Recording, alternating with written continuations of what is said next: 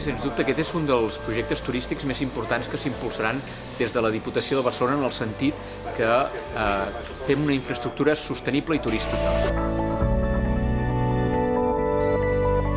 Que l'impacte serà molt gran. El nostre objectiu és fer venir, en aquest sentit, turistes autòctons de la nostra demarcació, però alhora també fer una crida a tots aquells turistes que volen fer un turisme actiu. Per tant, ciutadans del centre del nord d'Europa que volen descobrir el nostre clima, la nostra gastronomia, el nostre patrimoni a través de fer camins i senders com són aquestes vies blaves. L'objectiu és aquest i, per tant, l'impacte en els municipis pels quals passa la via blava és d'aproximadament, tenim ara unes 5.000 allotjaments, però nosaltres creiem que això serà un element dinamitzador, potenciador d'iniciatives d'emprenedors que veguin aquesta via blava com una oportunitat de donar serveis al turisme.